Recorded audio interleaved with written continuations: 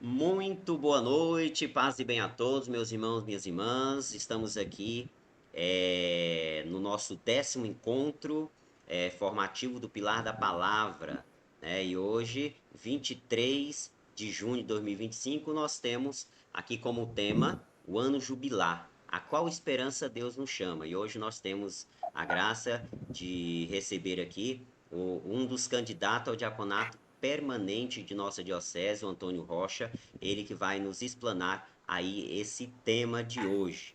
Mas pedimos agora, nesse momento, a graça e a intercessão do nosso Paráclito o Espírito Santo para que ele nos conduza no encontro de hoje, aqui nessa 10ª formação online do Pilar da Palavra.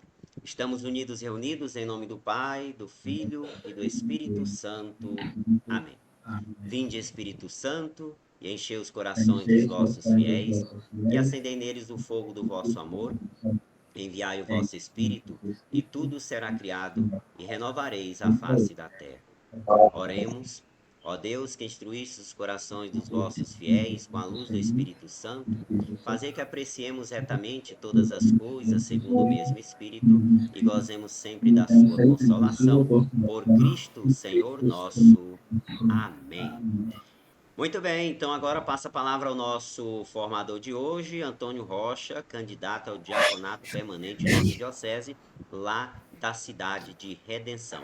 Antônio, meu irmão, seja bem-vindo mais uma vez, paz e bem, a palavra é sua. Boa noite, irmãos, que todos que estão aqui conosco, irmão Higino, Paulo Sandro, o irmão Deusino, a irmã que eu acabei esquecendo o nome aqui, mas que Deus possa abençoar. Primeiramente dizer e a todos aqui do nosso Pilar da Palavra, aqueles que porventura não estão, é um prazer muito grande estar aqui hoje, contribuindo um pouco, dando um pouco que a gente possa, não que eu faço, mas que o Espírito Santo me guia. É um chamado a qual eu gosto muito de contribuir com o reino de Deus. Então, o tema que a gente tem hoje é a qual esperança Deus nos chama.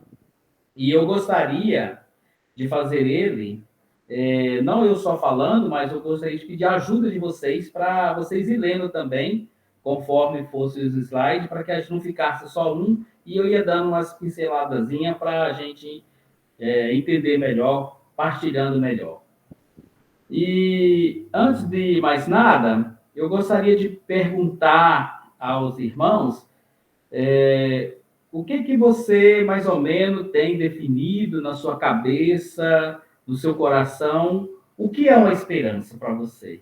Em rápida palavra, uma palavra só, dizer o que é uma esperança. Muito bem, pessoal, o espaço é aberto aí, fica à vontade. Quem tiver aí um sinônimo, uma palavra que define a esperança, fica à vontade aí para ligar o microfone e falar.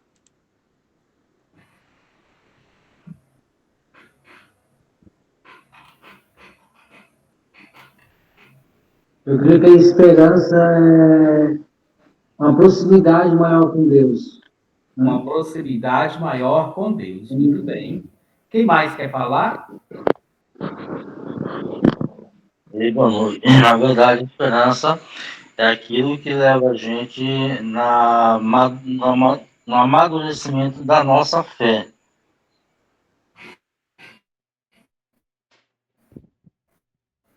A esperança que nos recebe. Quem mais? Bom, para a gente andar, o que eu coloquei aqui como esperança que o Espírito Santo nos guiou? O que é esperança? Esperança significa esperançar, não é esperar. Sobretudo, esperança é acreditar mesmo que não podemos ver, viu? Não é esperar, é acreditar no que a gente não pode ver. Afinal, não podemos ver a vida no olho nu, porém sabemos que estamos vivos. É principalmente acreditar, é encontrar caminhos, é ter ação para que as coisas boas aconteçam.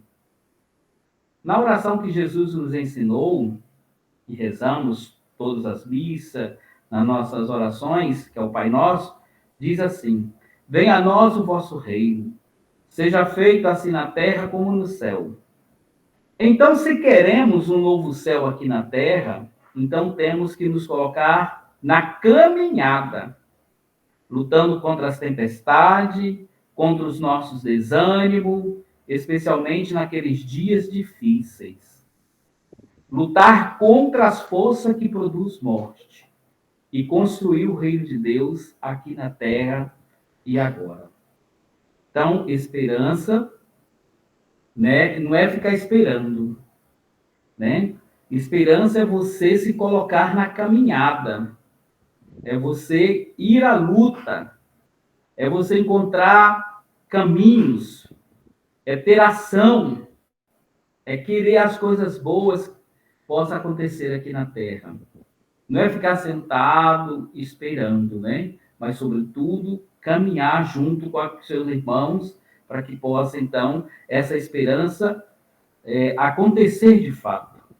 Porque, às vezes, a gente é induzido a, não, a esperança é a última que morre. Aí você fica o tempo todo esperando, esperando, esperando, esperando, e nunca acontece o reino de Deus aqui na Terra.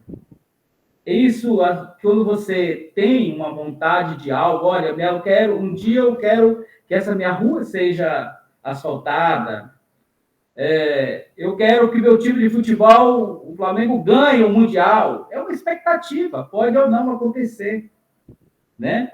A rua pode ou vir a não ser asfaltada, a água pode ou não vir ser colocada na minha rua, né? A paz que eu tanto procuro, né, às vezes não vem a acontecer porque eu não me coloco na caminhada. Então, se eu se eu fico esperando, isso não vai acontecer. Mas se eu coloco na caminhada, essa esperança que eu tenho dentro de mim, ela vai frutificar e eu vou conseguir, sim, fazer esse novo céu, essa nova terra. Alguma dúvida? Quem tiver Bom, alguma dúvida, pode perguntar aí, pessoal. Fica à vontade. Bom, nesse sentido, faz-se necessário, todos nós cristãos católicos, ter sempre presente em nossa vida as virtudes teologais. Sabemos quais são? São bastante assim, todos nós já vimos essa questão das virtudes teologais, que é a fé, a esperança e a caridade. A fé e a esperança e a caridade, essas virtudes teologais, elas são infundidas por Deus e orienta o cristão na sua relação com ele e com o próximo, dando-lhe força para amar e servir. Amar e servir. A realização de suas promessas. Viu? Então, se a gente tem a fé, se a gente tem a esperança e pratica a caridade, então a gente tem a força para amar e servir, né? A realização de suas promessas aqui na Terra. Vamos ver especificamente cada uma. Vamos ver a fé, a esperança e a caridade. Como que ela se comporta em nós? A fé. A fé é uma virtude teologal que nos permite acreditar em Deus e em tudo que Ele nos revela. Então, se a gente não tem a fé, se a gente não acredita em Deus e em tudo que Ele nos revela, então a gente está desabastecido dela. Como que a gente vai conseguir caminhar? Sem nos basearmos apenas na razão. É uma adesão livre e consciente à verdade de Deus, que nos leva a confiar nele e a viver de acordo com sua vontade. Então, a fé é uma adesão livre e consciente à verdade de Deus. Eu sou livre para ter fé. Eu não acredito sim em Deus, eu tenho meus princípios que me levam a acreditar. Uma vez eu escutei uma história que tinha um senhor muito rico, que ele era ateu e ele não queria que esse filho dele, ele tinha um filho pequeno, criou uma espécie de uma bolha dentro de um sítio que ele não queria que o filho dele tivesse contato com nada que levasse a Deus, né? Com algo que revelasse Deus na vida daquela criança, que ele descobrisse Deus. E ele, então, criou tudo o que era possível ali naquele lugarzinho para aquele filho dele crescer e só ver aquilo. Então, quando o menino cresceu, começou a questionar, perguntar: quem fez isso? Um prédio bonito? Quem fez isso? Foi o seu fulano de tal. Essa casa aqui foi o fulano de tal. E essa obra de arte foi fulano de tal. E esse perfume foi fulano de tal. Tudo era seu fulano de tal. E só que ele tinha esquecido um jardim que ele tinha plantado de trás da casa, e o menino de repente depara com aquele jardim, olha uma flor bonita e pergunta: e essa flor, papai, quem foi que fez? Na mesma hora, ele ficou sem palavra e sem resposta, porque o homem não é capaz de fazer uma flor. E ali ele viu o poder de Deus, e ali foi a conversão desse homem. Então, na verdade, ele viu que ele teve que aderir a essa vontade, a essa verdade de Deus, a essa fé em Deus, e a partir desse momento ele deixou de então ser um ateu. E a esperança? Qual é essa virtude? Esperança, que não nos pode faltar. A esperança é a virtude teologal que nos permite desejar a vida eterna e o reino dos céus, confiando nas promessas de Cristo. Olha que coisa bonita. A esperança é a virtude teologal que nos permite desejar a vida eterna. Todos nós sabemos que um dia nós vamos fazer a nossa parte, nós temos que acreditar nessa vida eterna. Nós temos que acreditar no reino dos céus. A gente tem que confiar nas promessas de Cristo na nossa vida. É a confiança inabalável na fidelidade de Deus na sua promessa de nos conduzir à felicidade. Então a gente tem que ter aí essa esperança inabalável, né? Essa fidelidade com Deus, de crer nas suas promessas que nos conduz à felicidade. E a caridade? A caridade é a virtude teologal que nos leva a amar a Deus acima de todas as coisas e o próximo como nós mesmos, por amor a Deus. Se eu tenho fé, se eu tenho esperança, mas eu não pratico a caridade, se eu não amo o meu próximo, se eu não faço, se eu não quero que ele tenha, ou se eu tenho uma casa ele possa ter também, se eu não pratico a caridade, se eu não levo pão a ele, se eu não levo ele o vestir a ele, se eu não visito quando ele está preso ou doente no hospital, se eu não amo o meu próximo, se eu não pratico essa caridade, então eu não estou amando a Deus. Isso é um mandamento que está lá já, né? Amar a Deus sobre todas as coisas e ao teu próximo como a ti mesmo, né? É o amor que se manifesta na ação, na compaixão e no serviço aos outros. Até aqui tudo bem?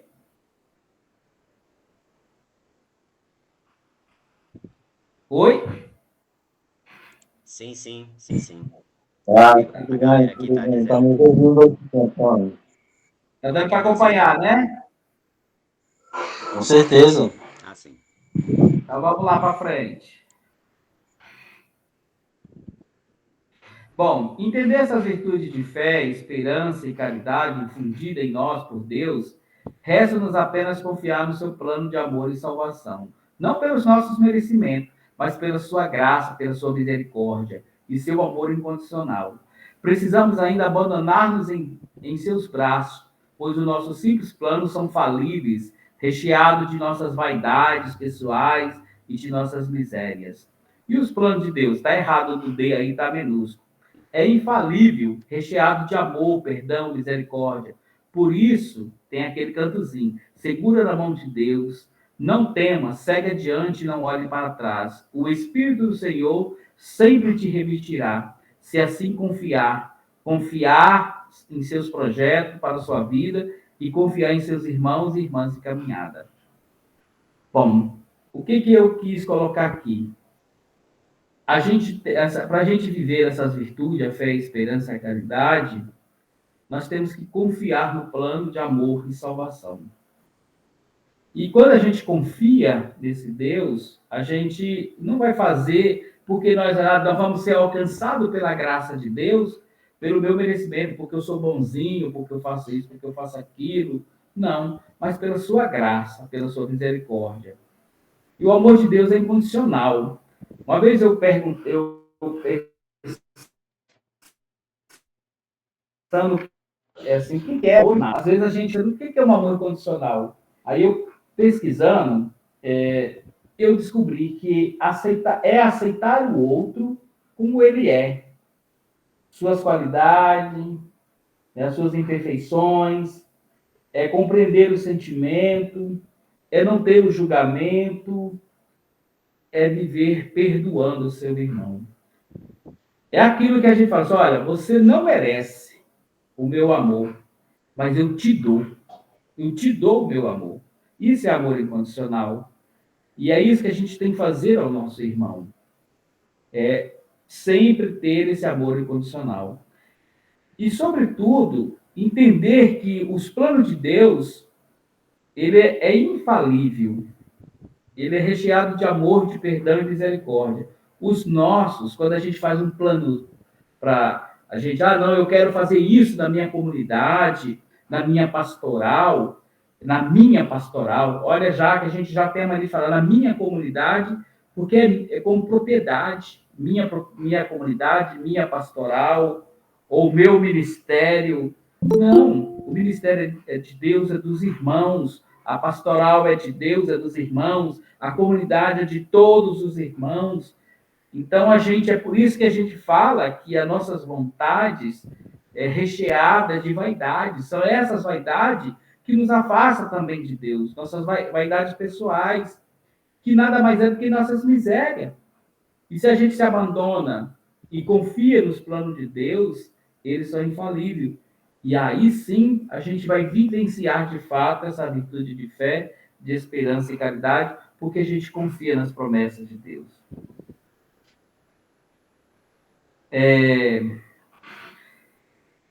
Acho que pulou aqui um, deixa eu ver aqui.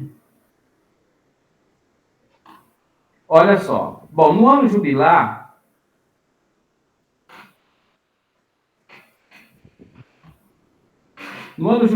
cujo lema escolhido foi Peregrino de Esperança, na bula da proclamação do jubileu, o Papa Francisco explica por que foi escolhido o tema da esperança. Nosso saudoso Papa Francisco, ele diz assim: no coração de cada pessoa está presente o desejo e a expectativa do bem. Mesmo diante de um futuro imprevisível. Quando olhamos para o mundo, brota sentimento contraposto, desde a confiança até o medo, da serenidade, da tranquilidade ao desânimo, da certeza à dúvida. Há pessoas desanimadas no nosso meio, na nossa comunidade, mas que olha para o futuro com ceticismo e pessimismo, como se nada pudesse proporcionar felicidade. Considerando a realidade mundial, a Igreja propõe uma palavra de esperança fundamentada na Carta do Romano 5, 1, 2, 5, que afirma que a esperança não decepciona, ela nasce do amor e funda-se no amor que brota do coração de Jesus.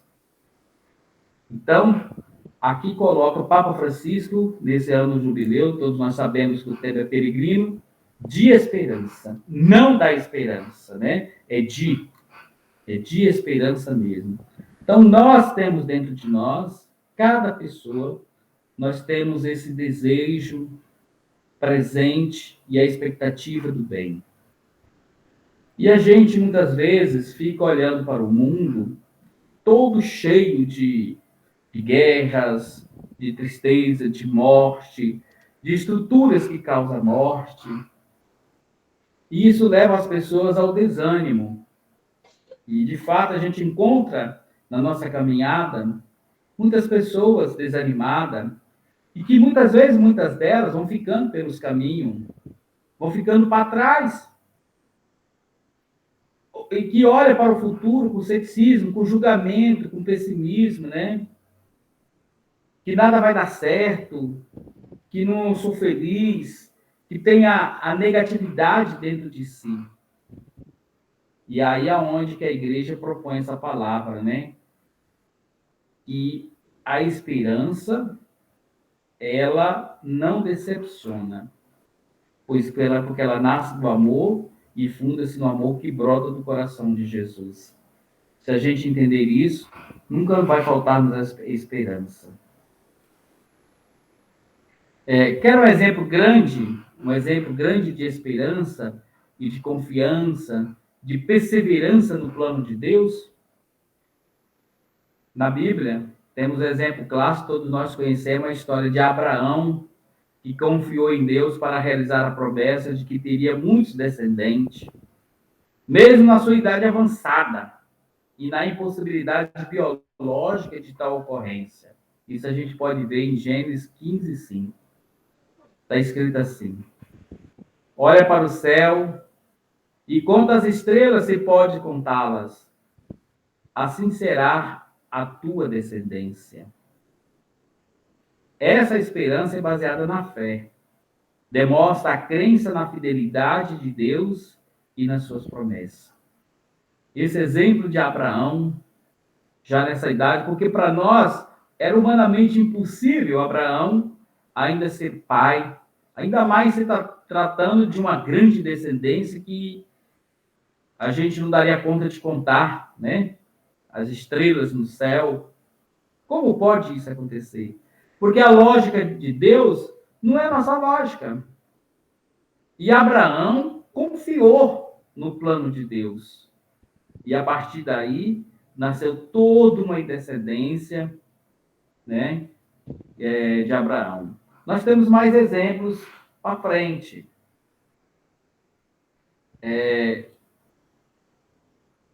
A promessa de Deus de tirar o povo de Israel da escravidão do Egito é outro grande exemplo de esperança e de promessa de Deus para o seu povo que foi cumprida. Ela é encontrada em Êxodo 6:7. A passagem diz: farei com que vocês sejam o meu povo, e eu serei o seu Deus. E vocês ficarão sabendo que eu sou o Senhor, o Deus que o tirará da escravidão do Egito. Nesse texto, Deus compromete com o povo, prometendo libertá-los da escravidão e se tornar o seu Deus, estabelecendo uma relação de parceria e cuidado. Essa promessa é cumprida de forma dramática com a intervenção divina e o poder de Moisés, de que conduz o povo à liberdade, está errada a palavra, para a terra prometida que corre leite e mel. Quando Deus, então, pega Moisés, eu gosto muito dessa história de Moisés, dessa liderança que Moisés teve. Moisés era gago, ele não sabia nem falar. Moisés tinha um problema sério, psicológico, porque ele, quando descobriu-se que era um hebreu, que ele viu lá um israelita batendo no outro, ele foi lá e matou o egípcio. E no outro dia teve uma briga de dois hebreus e ele foi corrigir esse pessoal. Oh, para de brigar aí. E o cara meio que falou para ele: rapaz, tu matou um cara um dia anterior. E ele, com esse complexo de inferioridade, ele se manda para Madiã, fica lá 20 anos na casa do seu sogro, Jetro, né? Porque estava totalmente abalado com tudo isso que estava acontecendo.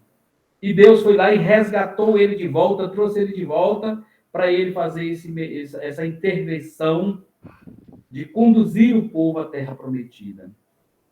Mesmo ele não entrando em Canaã, passou para Josué, né? Para que Josué toque para frente, leve o povo até lá, né? Mas ele viu de longe a terra prometida. E ele confiou diversas vezes, quando deparou com o Mar Vermelho, os cavaleiros atrás, confiou que se precisava dar o primeiro passo e marchar rumo àquele mar para que o povo atravessasse a pé enxuto. Quando faltou o pão, veio o maná. Quando o povo estava cansado de comer o maná, e começou a reclamar, veio as cordoniças, né? A carne, os pombos que Deus mandou para que eles pudessem alimentar, ficar mais forte. Quando faltava água, Deus, então, falava para ele bater na rocha. Foi aí o grande erro dele, que ele bateu com força 3 vezes, e não era daquela forma, né? Por isso que ele pecou. Eu gosto muito dessa história, mas ele sempre confiou, mesmo quando tinha tudo para dar errado. Tudo para dar errado, Moisés confiou na promessa de Deus, né, nessa passagem, que farei com que vocês sejam o meu povo, e aí foi para a Terra Prometida. Tem um exemplo de um homem chamado Pedro Casadalga. Quem conhece ele? Já viu falar? Eu já ouvi falar, já. Dom Pedro Casal d'Água. Não, Pedro Casadalga. Pedro Casadalga, ele é um espanhol naturalizado brasileiro. Ele foi bispo da prelazia de São Félix do Araguaia. Ele morreu aos 92 anos, no dia 8/8 de 2020. Eu gosto muito do que ele nos diz, né? Vou só voltar um pouquinho aqui, porque foi para frente. Pedro Casadalga, o profeta da esperança, dizia que, olha o que Pedro Casadalga dizia: a esperança é sempre revolucionária, porque nos faz olhar além do que é visível e acreditar no que é possível. Inspirado por suas palavras, somos desafiados a viver a esperança em ação, acolhendo os marginalizados, cuidando da criação, promovendo a dignidade humana e proclamando o evangelho com a audácia. Está meio escondido aí, mas é audácia. Proclamando o evangelho com audácia. Ele era o profeta da esperança. Nunca faltou esperança a esse homem. E ele diz que a esperança é revolucionária porque nos faz olhar além do que é visível, além do que a gente está vendo, e acreditar no que é possível. E a gente tem que ter sempre essa esperança viva em ação. E acolher os marginalizados. Promovendo a dignidade humana. E nunca esquecer de proclamar a palavra de Deus. Eu acho que esse pequeno texto aqui diz a qual esperança nos chama bastante, que é acolher o marginalizado, a esperança de acolher o marginalizado, cuidar da criação de Deus, promover a dignidade e proclamar o Evangelho, a palavra de Deus.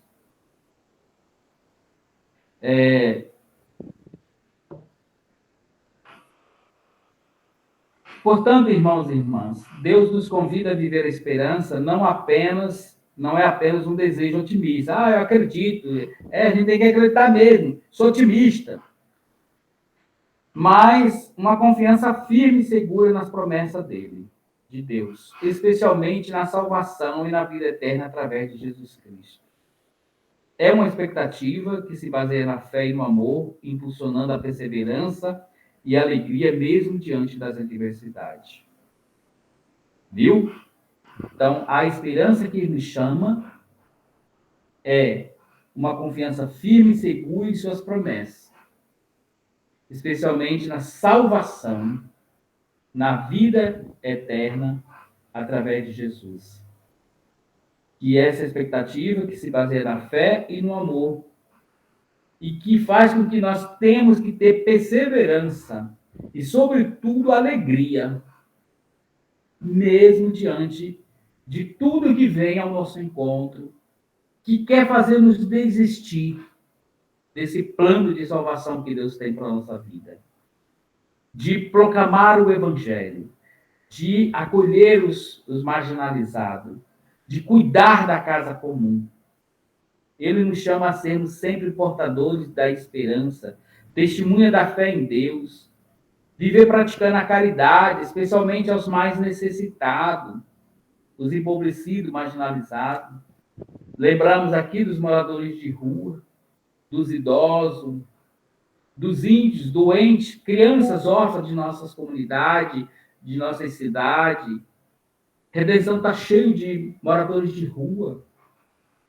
Que muitos, quando a gente tem um trabalho de entrega de cestas básicas da nossa comunidade de Santo Antônio, e quando a gente chega para entregar esses moradores de rua, eles nos abraçam, pedem oração, e uma das coisas que eles mais falam é que quer sair daquela vida.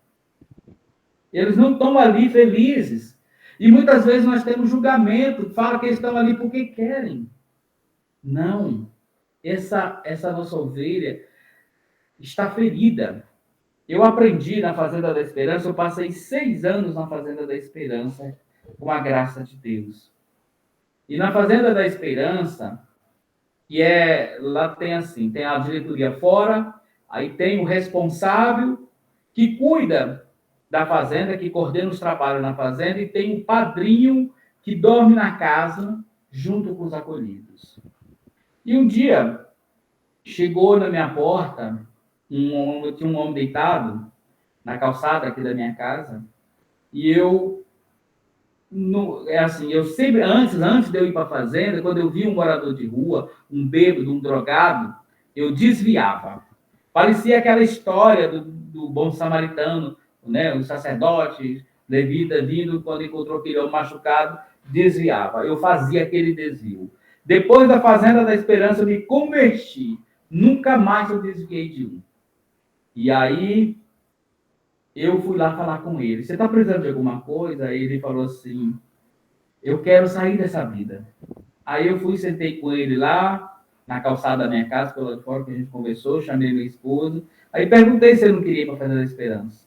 Ele foi, rapidinho, aí quando eu falei com um rapaz da fazenda, eu falei assim, irmão, eu estou com um irmão aqui que está precisando de ser acolhido. Aí ele falou assim, vamos acolher esse Jesus abandonado. Na hora que ele falou, vamos acolher esse Jesus abandonado, eu falei, é exatamente isso. É o Jesus abandonado.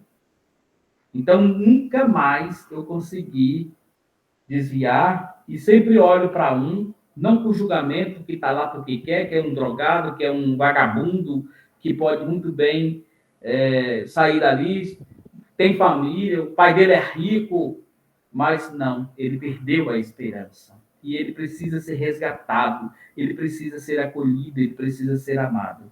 E todos eles falam para mim, né, que querem sair dessa vida. Mateus 25, 35, 46 diz assim, porque tive fome e me deste de comer, tive sede e me deste de beber. Ou era estrangeiro e me hospedaste, estava nu e me vestiste, adoeci e me visitaste, estava na prisão e foste me ver. Passagem muito bonita, né? Muito bonita. Quem disse isso? Jesus Cristo. E o que essa passagem enfatiza? Ela enfatiza a importância da prática da caridade, do amor ao próximo, pois ajudar os necessitados, estamos servindo ao próprio Jesus. Jesus está falando também sobre o reino dos céus e como as pessoas serão julgadas. Renovemos, portanto, nossa esperança. Sejamos luz para o mundo, como povo da esperança.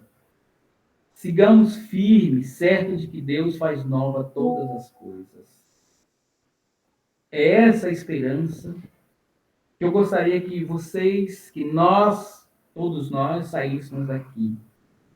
Primeiramente, abandonar-se ao plano de Deus. Lembrar que meus planos são falíveis. Confiar no meu irmão de caminhada. Levar a esperança aos empobrecidos, aos marginalizados, moradores de rua, idosos, que é amar a Deus sobre todas as coisas e ao próximo. E pregar essa palavra de Deus.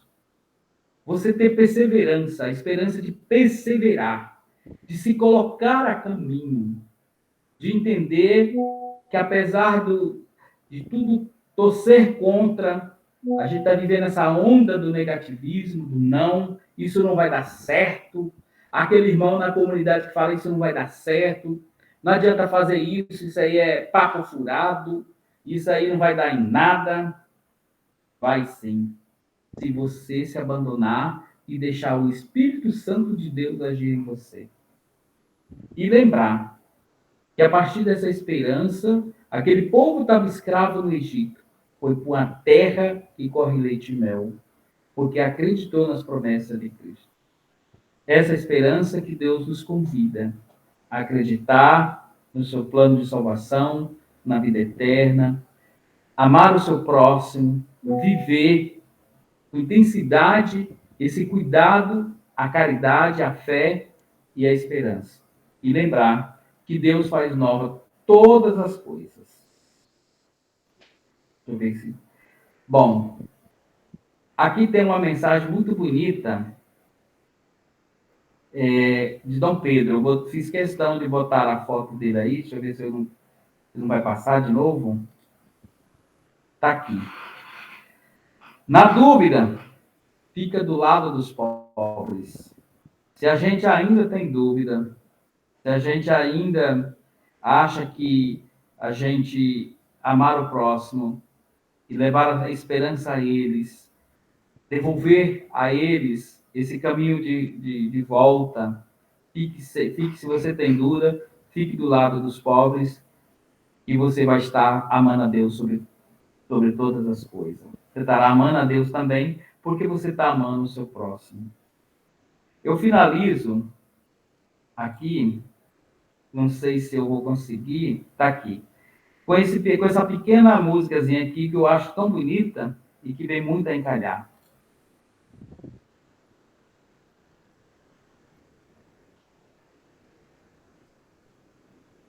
Não quer dar certo?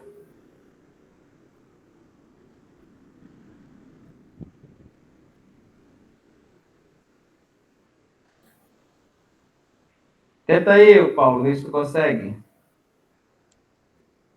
Parece que ela não quer tocar aí, mas vou tentar aqui. Só um minuto.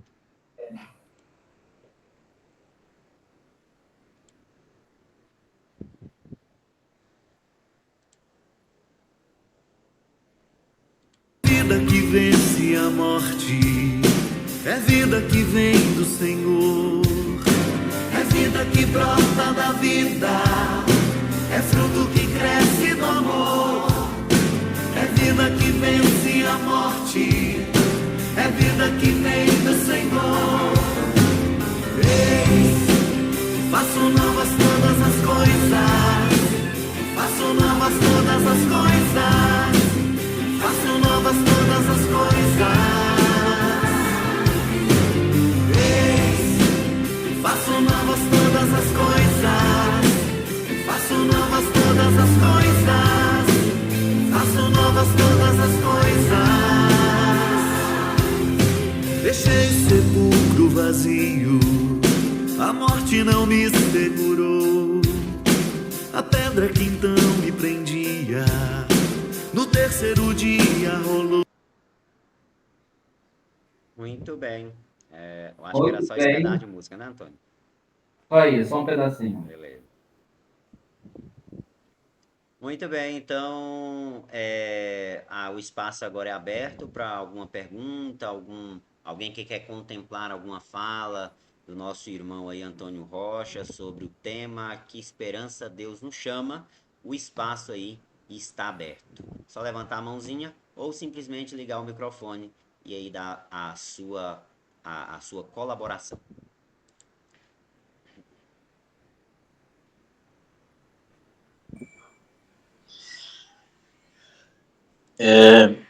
Ouvindo o Antônio, e aí ele falou muito, né, daquelas pessoas dependentes, né, que vivem na rua pelos seus motivos. E, na verdade, hoje a gente às vezes não está se dando conta, Paulo e Antônio, irmãos, de uma coisa que a vida acelerada está trazendo, não fazendo com que as pessoas não tenham essa esperança, né? É uma coisa que ataca muito, principalmente jovens hoje, é a depressão, suicídio, né? Não raramente, aqui mesmo na nossa cidade, o Antônio sabe disso, há muitos suicídios. E num dia desse que tinha logo que tinha acontecido, até um suicídio até de um colega aqui de trabalho, prefeitura, que eu trabalho na prefeitura, foi um tema do assunto, né? Que falta de esperança chega ao ponto de fazer com que as pessoas cometam suicídio, né? Eu, particularmente, não conheci pessoas que se suicidaram, mas que não sei da vida religiosa, se era de igreja ou se não era de igreja. Então, porque às vezes a pessoa entra numa situação que encontra esse apoio, por exemplo, é muito mais fácil a gente ver um mendigo de rua, um usuário, um dependente químico, a gente vê e até se colocar do lado dele, né? Mas é crescente também uma outra ala de pessoas, uma outra que está no nosso meio e a gente não consegue perceber, às vezes, que essas pessoas vivem sem esperança, vivem. Eu acho que talvez seja o caso de se comentar, né? De certa forma, buscar essas pessoas, mesmo que a gente não saiba, né, quem são, porque muitas vezes que a gente sabe já aconteceu, né? A pessoa está depressiva, ela não se manifesta porque parece que a depressão ela é enganosa. Ela está aqui no nosso meio, está brincando, parece que não tem nada. Mas talvez uma mensagem também para esse tipo de pessoas que passa por isso e que a gente não sabe, às vezes está no nosso meio, está no nosso dia a dia, quando de repente a gente sabe que fulano ou fulana se matou, né? Porque às vezes dentro do seio familiar as pessoas até sabem, mas não expõem, até porque possa ser até uma situação mais complicada, a forma de expor isso, de falar nisso. Então, essa esperança não deve ser levada apenas para aqueles que visualmente a gente já sabe que precisa, né? Como que seria uma forma, um meio de se pensar, né? De que fazer com que pessoas que às vezes a gente vê e acha que está muito natural, come, bebe no dia a dia, tem a vida social normal, mas no fundo ele tem uma tristeza, tem uma falta de esperança, né? E às vezes acontece o final da sua vida de uma forma muito normal, parece que muito comum, e aí quando vem um, tira bem que aí quando vem um já acontece o outro em seguida, parece que está esperando uma motivação. O que seria, né? Acho que seria bom pensar uma forma de achar uma forma de motivar essas pessoas que passam por isso, que a gente não saiba, mas que está ali no nosso dia a dia, e que talvez seja possível, se mesmo não sabendo, levar uma mensagem que seja mais universal, tira esse menino aqui, que seja mais universal, que possa ajudar, né, pessoas que visivelmente a gente não vê, mas que está no nosso meio, do nosso lado, participa do nosso dia a dia. Eu comungo assim, essa preocupação que o Deusino tem é uma preocupação muito grande. Eu acho que a questão do suicídio, da depressão, da ansiedade, da angústia é questão de saúde pública também.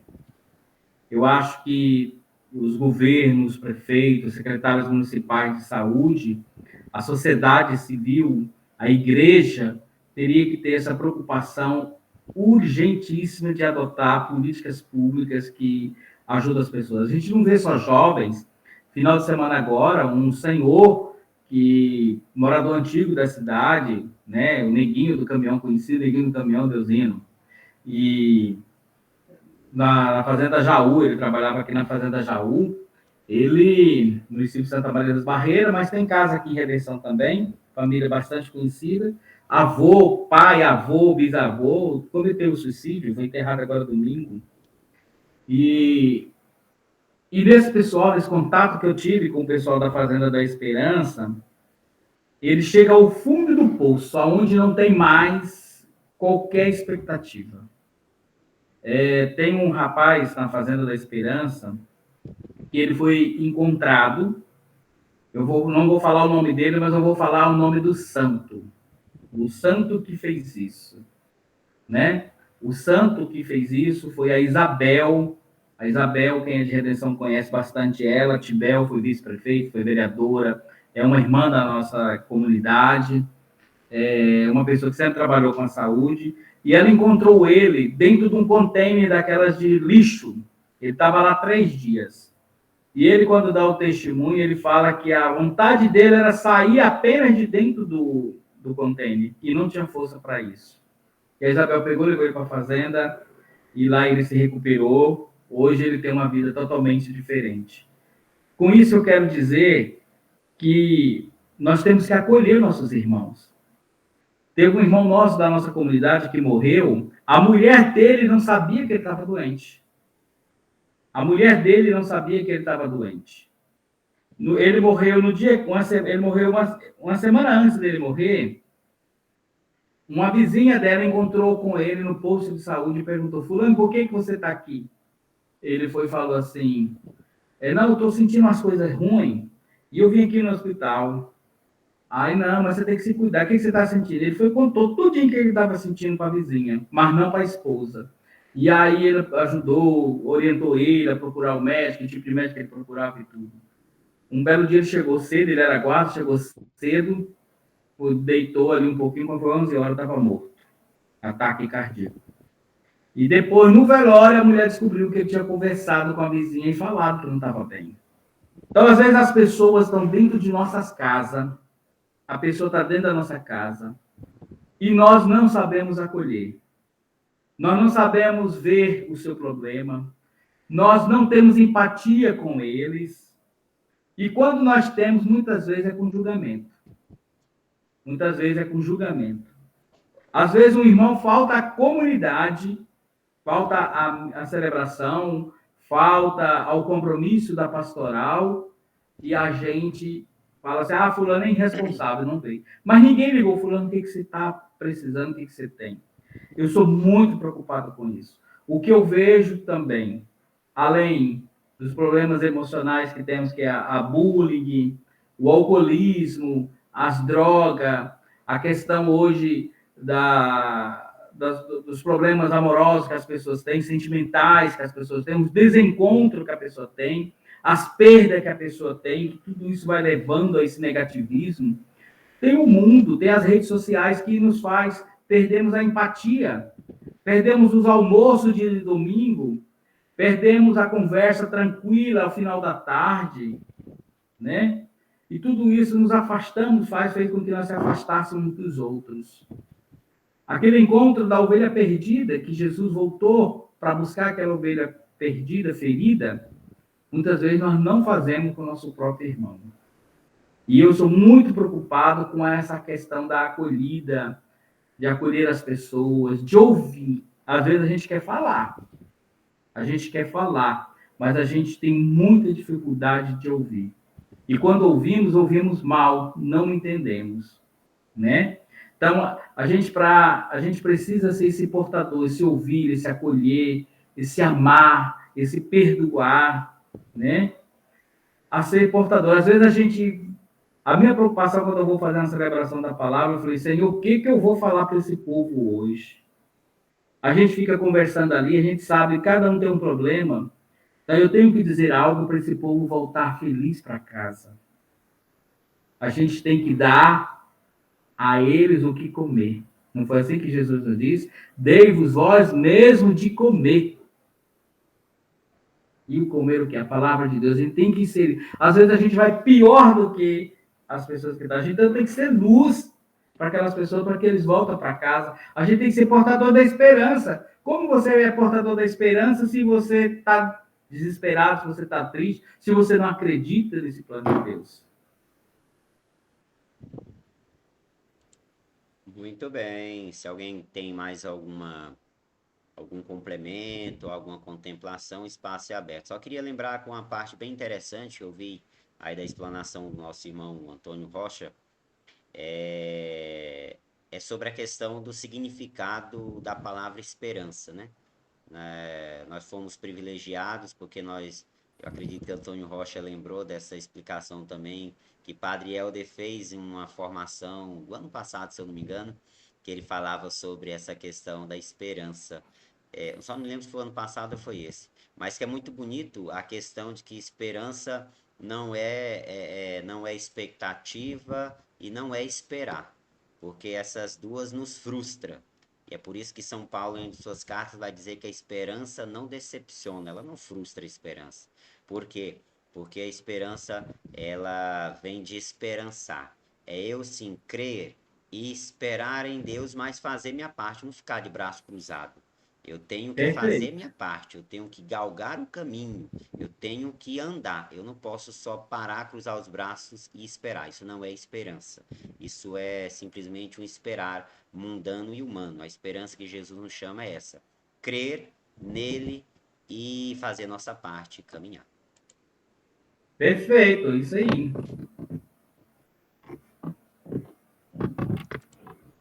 Alguém mais, meus irmãos? Ah, sim, Oceano. Vai lá, Oceano. Eu queria primeiramente agradecer, porque é a primeira vez que eu estou participando aqui com vocês, né? E eu fiquei muito feliz. Eu estou aqui no trabalho ainda, sabe? Mas eu consegui tirar um tempinho aqui, estou aqui na Copa, aqui na cozinha aqui do hotel. Mas foi muito gratificante poder ter ouvido cada um de vocês, o que foi explanado. Eu, na minha caminhada, eu peço muito a Deus que me dê um discernimento, que me dê um entendimento, para que eu possa realmente caminhar, né? Caminhar com fé e nessa minha caminhada eu poder enxergar, né? Enxergar todos os irmãos com o olhar de Deus, porque eu vejo que a gente olha muito com o olhar humano, e esse olhar humano acaba sendo um olhar apontador, acaba sendo um olhar de desfazer, ou, né? Acaba sendo. E assim, eu peço muito a Deus que Ele me direcione, né? E não é só pedir, né? E para a gente, no caso de participar de uma, né, de uma celebração, é você buscar conhecimento, é você correr atrás. E aí sim Deus vai te abrindo os olhos, vai te dando discernimento das coisas, né? E eu agradeço muito a Deus, agradeço a vocês, né, por eu ter conhecido, tá, não pessoalmente, mas enfim, às vezes me faltam as palavras, mas Deus sabe o que está no meu coração. E eu peço muito a Deus que me conceda a graça de poder me manter firme, me manter perseverante. Tá? Amém. Um abraço a todos aí. Muito bem, amém. Mais alguém, Muito pessoal, bem, gostaria Marcelo. de. Ah, Antônio, você quer comentar? Pode ficar à vontade. Não, tranquilo. Ah, tá. Alguém mais gostaria de dar aí a sua contribuição, alguma pergunta sobre a explanação do nosso irmão Antônio Rocha?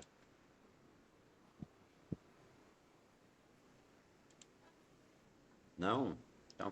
Então é sinal de que ficou bem explanada. E parabéns, louvado seja Deus aí pela explicação do nosso irmão Antônio Rocha. Antônio, tem alguma consideração final, alguma coisinha a falar? Fica à vontade.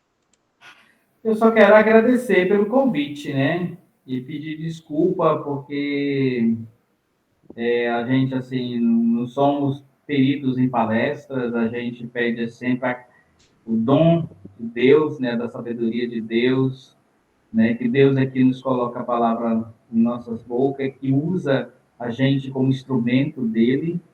Eu sou um ser falível, sou pecador, sou indigno, né? E fico muito grato, lisonjeado dos meus irmãos me convidar para fazer isso. E venho quantas vezes for possível e dizer a todos vocês que eu estou nos projetos de misericórdia da nossa diocese também, né? E me agrada bastante estar junto com esse povo. Eu sugiro a vocês que em suas comunidades criem esses ambientes de acolhida a essas pessoas pobres, marginalizados, que levem esperança e que também se abasteça dessa fé. A gente não pode esquecer de nós. A gente não pode esquecer de nós. E a oração é primordial para que a gente possa nos abastecer dessa fé em Cristo e nos fortalecer. Se a gente esquecer da gente, a gente vai começar a fazer mecanicamente as coisas, por agenda, por compromisso. Quando a gente faz, se abandona na graça de Deus, a gente faz por amor, a gente faz com delicadeza, a gente faz com esperança, e aí tudo dá certo. Obrigado a todos vocês, que Deus abençoe cada um, suas famílias. Abraço ao Ricardo, estou vendo a cara dele ali, não falou nada. Abraço ao Ricardo, meu irmão lá de Santana do Araguaia. Que Deus abençoe, seu José Barros, a dona Eliane, a dona Lúcia Alves, o Reizinho da Mata Geral, Deusinho. Meu irmão Luciano, gostei de suas palavras, meu irmão. Deus abençoe você no seu trabalho, que Deus continue te fortalecendo. E o Paulo Sandro que me convidou, esse meu irmão que anima bastante na caminhada, viu? A gente somos quatro, né, que estamos divididos as ordens sacras, e o incentivo dele nos fortalece, nos anima para a gente continuar e nunca desistir. Amém, amém, amém. Louvado seja Deus por isso. E, Antônio, pensa aí numa oração para o final aí para você fazer, enquanto a gente faz também os agradecimentos aqui, pode ser? Pode ser. Então tá bom. Muito bem, queremos aí mais uma vez agradecer a vocês que estiveram conosco, o Deusino, o Oceano, Lúcia, a Lúcia aqui de Xinguara apareceu aí no decorrer do programa, obrigado, do reunião. Obrigado, Lúcia. Seu José Ginho, a Eliane, o Ricardo Alves, que já foi mencionado aí pelo Antônio Rocha lá, de Santana do Araguaia. O nosso irmão José Barros também, a Esmeralda Silva. Muito obrigado e dizer a vocês que essa reunião, ela está sendo gravada e vai ser postada ainda hoje, com a graça de Deus, no YouTube da Diocese. Quando postarem no YouTube da Diocese, eu posto o link para vocês no grupo aí, para que vocês possam espalhar para mais pessoas aí estarem aí degustando e sendo beneficiadas por essa linda explanação do nosso irmão Antônio Rocha, viu? Muito obrigado mesmo, que Deus abençoe aí a cada um de vocês. O meu forte abraço, meu muito obrigado e até a próxima formação, com a graça de Deus. A próxima agora vai ser possivelmente só em agosto.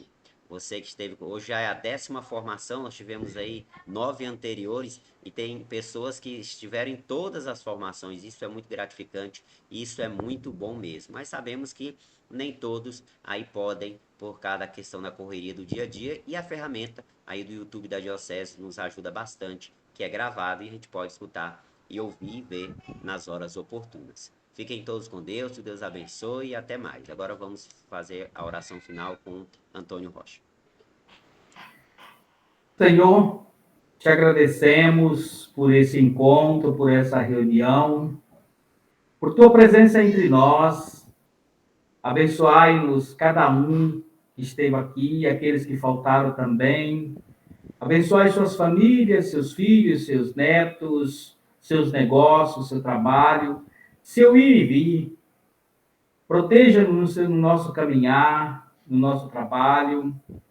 Que possamos levar tua paz, o teu amor, tua esperança a todos que pelo caminho encontrar.